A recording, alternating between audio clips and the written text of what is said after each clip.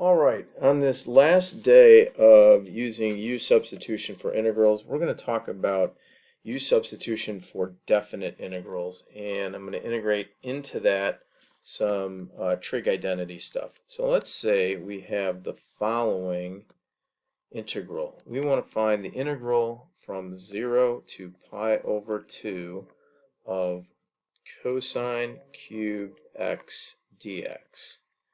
Alright, I don't know offhand what the antiderivative of cosine cubed of x is, but what I'm going to do is I'm going to think about it in terms of a trig identity that we all hopefully know, which is sine squared x plus cosine squared x is equal to 1. Well, if I use that trig identity, I could solve for cosine squared x, and that is 1 minus sine squared x. So I could rewrite this integral as the integral from 0 to pi over 2 of cosine x times cosine squared x dx. And then I can make a substitution for the cosine squared x of 1 minus sine squared x dx. So now you might be thinking, why would I make that substitution? And the reason I would make that substitution is because if I make u, that trig substitution, if I make u equal to the sine of x, then du dx is equal to cosine x, or du is equal to cosine x dx. So if I group these two parts together, I've got my du, and then the middle part is going to be 1 minus u squared, which is easy to find the antiderivative of. So my integral is now going to be the integral of 1 minus u squared du. However, at this point, since I've switched my variable from x to u, I have to change my limits of integration. So u of 0 is going to be sine of 0, which, as you know, is going to be 0. And u of pi over 2 is going to be the sine of pi over 2, which, as you know, is equal to 1. So in terms of the variable u, my integral would now have limits of integration from 0 to 1 instead of from 0 to pi over 2, which was in terms of the variable x. So let's find the antiderivative of that. The antiderivative of that is going to be u minus 1/3 u cubed plus c, and we're going to integrate from 0 to 1, and you'll see what happens to the c here when we evaluate this. So we're going to have 1 minus 1/3 times 1 cubed plus c, that's the first part, minus 0 minus 1/3 times 0 plus c, and you can see that the c's drop out and our final answer would turn out to be 2/3. You have to do that if you're going to not switch back to the original variable. But if you are going to switch back to the original variable, you don't have to change the limits of integration. So if we were going to do the following, we were going to say the integral from 0 to 1 of 1 minus u squared du turns out to be u minus 1/3 u cubed plus c, which turns out to be u is equal to the sine of x, minus 1/3 sine cubed of x plus c. Then we are going to keep our original limits of integration. And just to show you that that works, we're going to evaluate that using the original variable x and the original limits of integration. So the sine of pi over 2 is 1 minus 1/3 times the sine of 0, which is 0, plus c. So that's our first part, minus our second part. The sine of 0 is 0, minus 1/3 times the sine of 0 is 0 plus c, and you can see that this evaluates to 2/3 as well.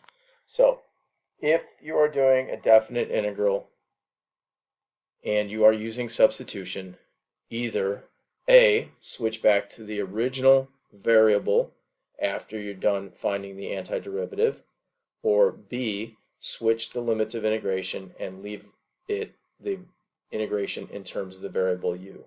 I prefer the second method. So let's try another example.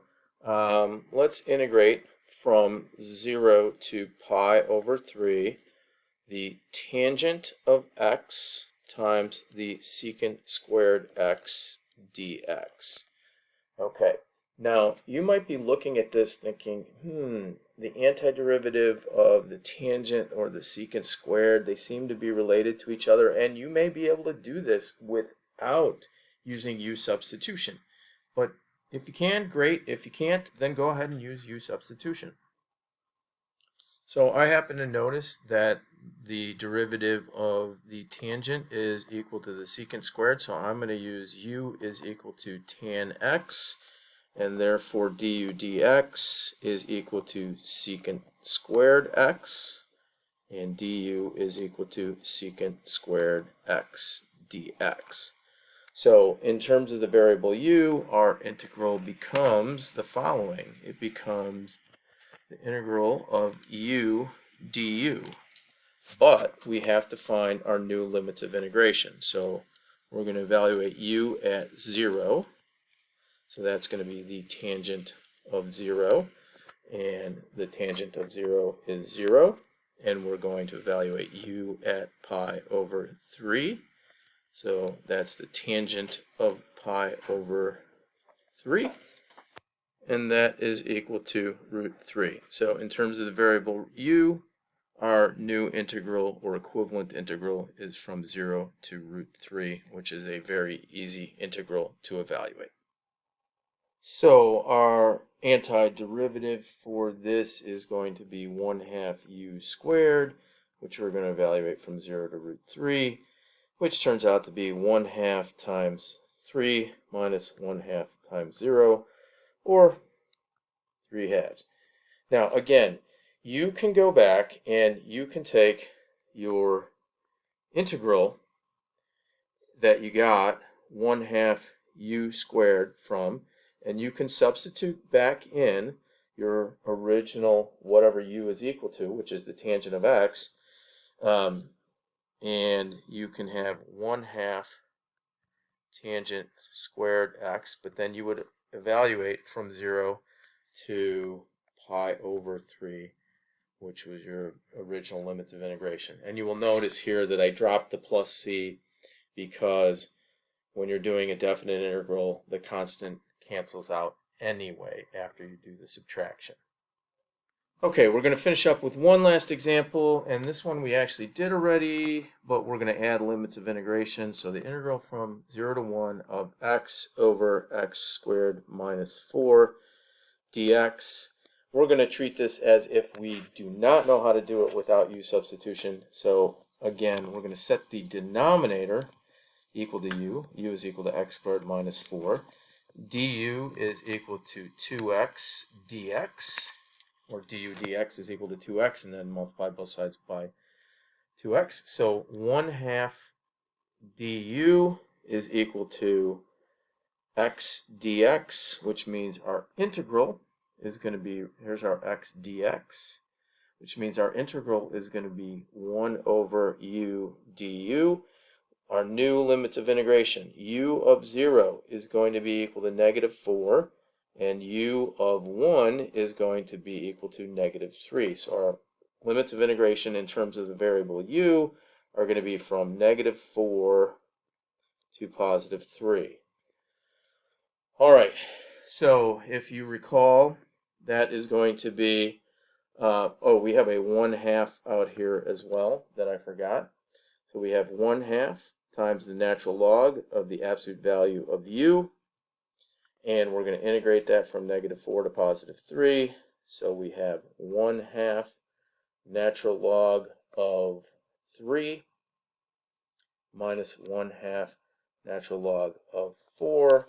And we could leave it like that, or we could factor out the 1/2 times ln 3 minus ln 4, which in a multiple choice would be written in the following way: 1/2 natural log of 3/4, because that's a log property. So there is using U substitution for definite integrals.